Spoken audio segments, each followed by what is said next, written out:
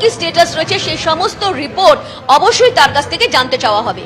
রুমা, তুমি আমাদের সঙ্গে থাকো। যে বড় খবরের দিকে আমাদের নজর রয়েছে, আজ দুপুর 3টের মধ্যে দিল্লিতে কমিশনের সদর দপ্তরে রাজ্যের মুখ্য সচিব নন্দিনী চক্রবর্তীকে হাজির হতে হবে এমনই নির্দেশ দিয়েছে জাতীয় নির্বাচন কমিশন। আজ দুপুর 3টের মধ্যে তাকে হাজির হতে হবে।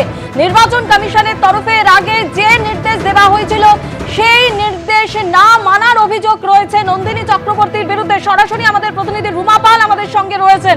রুমা, তুমি যেমনটা বলছিলে যে এই যে রাজ্যের আইন শৃঙ্খলার বিষয় এবং সেই জায়গা থেকে জাতীয় নির্বাচন কমিশনের আগে একাধিক নির্দেশ দিয়েছিল এসআইআর এর পর্বে, এবং যে নির্দেশ মানার কথা বলা হয়েছিল রাজ্য সরকারকে, কিন্তু এরকম বহু নির্দেশ যে অমান্য হয়েছে এরকম অভিযোগ উঠছে, এবং সেই জায়গা থেকেই নন্দিনী চক্রবর্তী তাকে আজকে দুপুর 3টের মধ্যে জাতীয় নির্বাচন কমিশনে তলব করা হলো।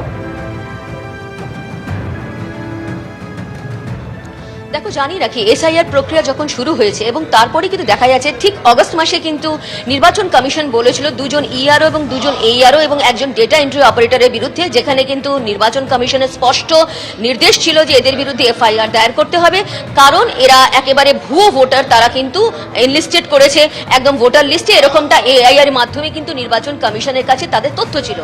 তারপর কিন্তু একাধিকবার এই রাজ্য সরকারকে তারা এই বিষয়ে জানিয়েছে, রাজ্য সরকারও বলেছিল, কিন্তু তারপর দেখা যায় এফআইআর কিন্তু তাদের বিরুদ্ধে করা হয়নি। তখন তদানীন্তন যিনি মুখ্য সচিব ছিলেন তিনি তাকেও আবার দিল্লিতে একদম তলব করা হয়েছিল। তিনি দিল্লি থেকে ফিরে এসে তাদের ক্ষেত্রে ডিসিপ্লিনারি অ্যাকশনে করার কথা বললেও এফআইআর এর কথা কিন্তু রয়ে গিয়েছিল। অর্থাৎ এফআইআর এর বিষয়টা সেই অগস্ট মাস থেকেই কিন্তু থেকে যাচ্ছে, এখনো পর্যন্ত কিন্তু করা হয়নি। অর্থাৎ নির্বাচন কমিশনের যে স্পষ্ট বার্তা বা নির্দেশ ছিল সেটা অমান্য করা হয়েছিল। এছাড়াও কিন্তু এরই মধ্যে এসআইআর প্রক্রিয়া চলাকালীন ক্ষেত্রে আবারও বলে দিই, বসিরহাট 2 এর যে বিডিও ছিলেন তিনি কিন্তু সুপ্রিম কোর্টের নির্দেশ অমান্য করে একেবারে নিজের উদ্যোগে কিন্তু অতিরিক্ত আধিকারিক নিয়োগ করেছিলেন। এটা কিন্তু একেবারেই এসআইআর প্রক্রিয়া চলাকালীন একেবারেই সেটা কিন্তু একদম বৈধ নয়, এমনটাই কিন্তু নির্বাচন কমিশন জানিয়েছিল। সেক্ষেত্রে কেন করা হয়েছিল এবং তার বিরুদ্ধে কোনো ব্যবস্থা নেওয়া হয়নি কেন, 2। এবং অন্যদিকে আরও গুরুতর অভিযোগ ছিল, যারা রোল অবজারভার হিসেবে এসেছিলেন তাদের মধ্যে 3 জনকে অন্য জায়গায় বদলি করা হয়েছিল। সেক্ষেত্রে কেন করা হয়েছিল, এবং নির্বাচন কমিশন কিন্তু বারবার বলেছিল যারা রোল অবজারভার হিসেবে এসেছেন তাদেরকে কিন্তু কোনোভাবে যাতে অন্য দায়িত্ব না দেওয়া হয় বা অন্য কোথাও বদলি না করা হয়। সেক্ষেত্রে কিন্তু রাজ্য সরকার সেটা কিন্তু অমান্য করেছে, এমনটা কিন্তু কমিশন সূত্রের খবর। অন্যদিকে নির্বাচন কমিশনের তরফ থেকে বলা হয়েছিল এসডিও বা এসডিএম স্তরের যারা আধিকারিক রয়েছে তারা ইআরও বা রিটার্নিং অফিসার হিসেবে সঠিকভাবে নিয়োগ করা হয়নি। এই নিয়োগ প্রক্রিয়ার ক্ষেত্রেও কিন্তু নির্বাচন কমিশন। রুমা, তুমি আমাদের সঙ্গে থাকো। বিজেপি নেতা সজল ঘোষ এই মুহূর্তে টেলিফোনে আমাদের সঙ্গে রয়েছেন। সজল দা, মুখ্য সচিব নন্দিনী চক্রবর্তী এবং যার বিরুদ্ধে নির্বাচন কমিশন এই অভিযোগ করছে যে নির্বাচন কমিশন যে নির্দেশ দিয়েছিল তা অমান্যের অভিযোগ, এবং সেই জায়গা থেকে আজ দুপুর 3টের মধ্যে জাতীয় নির্বাচন কমিশনে তাকে হাজির হবার নির্দেশ দেওয়া হয়েছে। দেখুন, এটা প্রত্যাশিতই ছিল এবং এটা স্বাভাবিকও ছিল, কারণ দেখুন উনি মহিলা, সম্মান রেখেই বলছি, কিন্তু উনি সরকারি দায়িত্ব পালন করেন না, উনি মমতা ব্যানার্জির দালালি করেন।